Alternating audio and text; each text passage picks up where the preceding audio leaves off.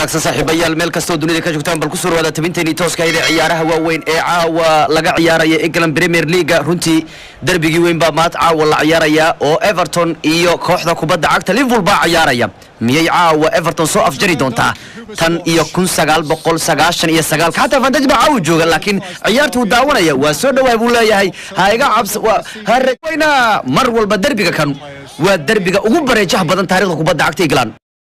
markan Everton waka James Malfian walla goolkii hore Richarlison yes wow Everton way bilowday goolkii ugu hore caawa kaliya 3 daqiiqo intaan la gaarin walla ugu shubay Anfield kooxda ka dhisan ee Liverpool habeenku Liverpool waxay u soconaysaa in markii ugu horeysay halkan looga adkaado 21 sano kadib loogana adkaado markii ugu horeeyay tan iyo 2010 Everton kuwan goraacaan marka hore Dakure kadib James Rodriguez si fiican buu caawiyo kubadda markaas buu Richarlison halka ka dhigay kubadda wax kale Rice ku gool baa lagu bilaabayo wax kale Everton walla waraajiri doonay bal uu iska hayro Chelsea mucaaradka kale oo dhan baa walla marka Richarlison kaliya ka kali wayaan halkan waxa ka jooga Lewin Carvid baa u jooga runtii walla Carvid waa galay Carvid Lewin save still oh nice penalty wayaan ha wa penalty ha wa rigore habeenku kuwan waa la garaacaya hawaariga hore habeenku taariikh ayaa la sameynaya Liverpoolna gurigeeda baa lagu garaacaya muddo 21 sano ah Cardiff runtii markuu dhalin gaaray kubaddu waxa lagu ka qabtay ciyaartoyga Liverpool waxa kubaddu loo orday ciyaartoyga Richarlison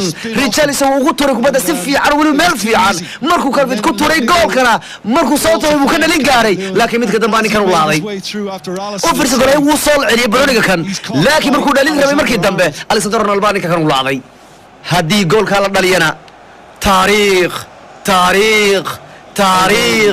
taariikh bay noqon doontaa in Everton ay ka badisay markii ugu horeysay Liverpool tan iyo 2010 markii ugu horeysay halkan ku badisay gurigan caradan ku adkaato muddo 21 sano kadib tan iyo 1999 haye markan aynu eegno penalty-ga kan rigore darba jazaa markanu VAR baan eegayaa buu leeyahay garsoorku hadii ninkan uu isriday iyo hadii la laaday hadii rigore la aad hadii VAR la aaday malaha Liverpool ma laga dhigi doon marmaynaya ma malaynayo in nimanka kan hadii rigorahan ay rigore noqon weyso iska filma meel la wada laakiin hadii rigorahan la dhigo waa laga yaabaa kuwan in macawla garaaci karo laakiin hadii hor laga arkiyaa waa gool ilaa garsoor horba ma waxbar ma fiirinba waa penalty cad buu leeyahay waa penalty Alexander waa caroonaya waar aan last kick sameeyay uu qudayda Gylfi Sigurdsson has the ball habeen kuwa nawaalayaan kuwa kan Sigurdsson waa mid kamid ah beltitooriyaasha ugu fiican England haduu dhaliyo caawa taariikh guriyaasha Everton baa laga qoslaya hooyada iyo aabaha guriga jooga waa laba dhinac caawa ciyaaraya ama waa lagu kala qoslaya oo Sigurdsson yes goal Everton habeenku waxay u soconayaan inay halkan ku badiyaan oo taariikh ku sameeyaan markii ugu horeysay ku dhow yihiin inay halkan ku badiyaan tan iyo 1999 toban sano kadibna halkan bay ku badinayaan ama 12 sano kadib oo tan iyo 2010 oo kuwan ka badin marka wixii ka dambeeya Liverpool waa ahaatay waka Liverpool waa la garaacay waqtigiina waa dhamaaday sugitaankiina waa soo dhamaaday inkaartiina waa la soo afjaray habeen taariikhiya Everton ayaa ku badisay Anfield tan iyo 1999 halkan waxay ku badiyeen muddo 21 sano kadib sidoo kale waxay kuwanu ka badiyeen markii ugu horeysay tan iyo 2010 habeen taariikhiya habeen weyn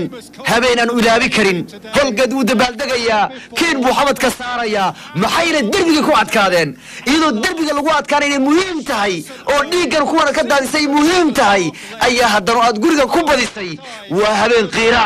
waa habeen weyn Liverpool waxaan leeyahay waqtigiina uu dhamaaday wallahi xaalkiina waa soo gabagabay Liverpool Everton goal habeenkiina siduu ku soo dhamaadayo waariyaha mucaaradka kuwan sanadka intee loo wada yaaqay sanadka kale waxaa Champions League way karan baa loo malaynayo Duncan Ferguson ilaa iyo Carlo Ancelotti ilaa way isku hambalyeynayaan Ancelotti wajida wala xakeena Everton waxaan ka badiyay waxaan tumaan ka badiyay maxaan ku farxanahay ilaa kuwa la badinay baan ka badiyay leeyahay wala habeenkii wuu soo dhamaadayo runtii gambarkii caawban hubba qasaarin oo dadku dhan gambarku u toosayo habeenku waa ka Everton iyo Liverpool hadda isku dhibco weeyaan min 40 ama sanadkan jimku ku weynay magaalada Liverpool oo koox qabalaha ama waxa mid baa soo aadi doonta way qoslayaan oo waa ay qosol garinayaan habeenka kana weyn tabinteeni tooska ee asxaabtay waa naga intaayo dhimanka rumarada ka dhacday nabadgelyo